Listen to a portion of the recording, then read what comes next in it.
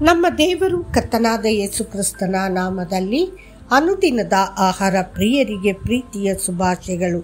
2024 August ತಿಂಗಳ 6ನೇ ತಾರೀಕಿನ ಮಂಗಳವಾರದ ದೇವರ ವಾಕ್ಯವು, ಯೇಸು ದಾವೀದ ಕುಮಾರನು. ದಾವೀದನ ಕುಮಾರನೇ ಯೇಸುವೇ, ನನ್ನನ್ನು ಕರುಣಿಸು ಎಂದು ಕೂಗಿಕೊಳ್ಳುವುದಕ್ಕೆ ಪ್ರಾರಂಭಿಸಿದನು. ಮಾರ್ಕ 10:47.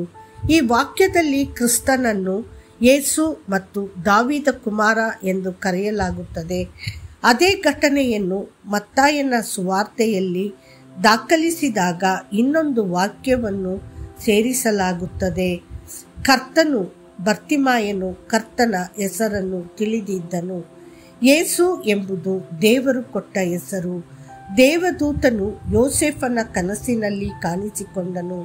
ಮರಿಯಳ ಪತಿ, ಮತ್ತು ನೀವು ಅವನನ್ನು ಯೇಸು ಎಂದು ಕರೆಯಿರಿ, ಏಕೆಂದರೆ ಅವನು ತನ್ನ ಜನರನ್ನು ಅವರ ಪಾಪಗಳಿಂದ ರಕ್ಷಿಸುತ್ತಾನೆ.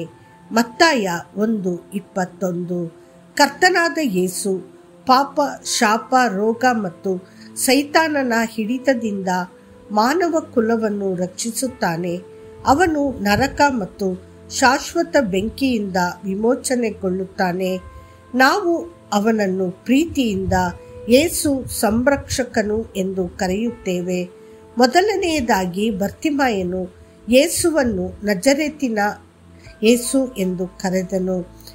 ದ್ರಾಕ್ಷಾರಸವನ್ನು ಕುಡಿಯದಿರುವುದು, ಅಶುದ್ಧವಾದದ್ದನ್ನು ತಿನ್ನದಿರುವುದು ಮತ್ತು ಅವನ ತಲೆಯ ಮೇಲೆ ಚೌರ ಬರದಂತೆ ನೋಡಿಕೊಳ್ಳುವ ಮೂಲಕ ಆ ವ್ಯಕ್ತಿಯನ್ನು ನಾಜೀರನೆಂದು ಕರೆಯಬಹುದು.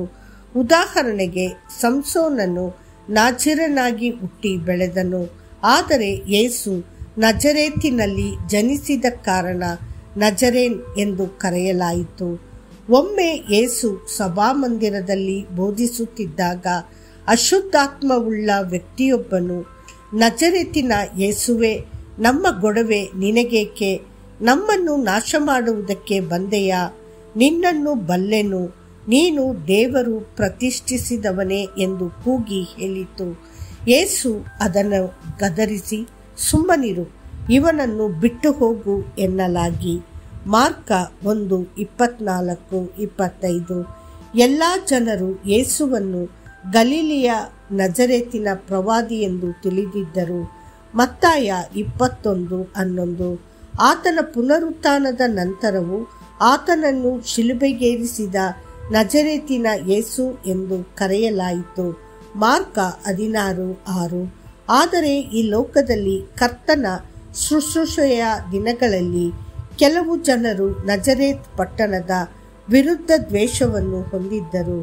ನಜರೇತಿನಿಂದ ಒಳ್ಳೆಯದೇನಾದರೂ ಬರುತ್ತದೆಯೇ ಎಂದು ನತಾನಯೇಲ್ ಕೇಳಿದಾಗ ಫಿಲಿಪ್ ಅವನಿಗೆ, ಬಂದು ನೋಡು.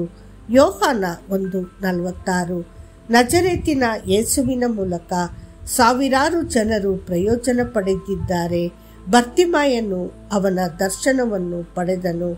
ಎರಡನೆಯದಾಗಿ, ಬರ್ತಿಮಾಯನು ಯೇಸುವನ್ನು ದಾವೀದ ಕುಮಾರ ಎಂದು ಕರೆದನು.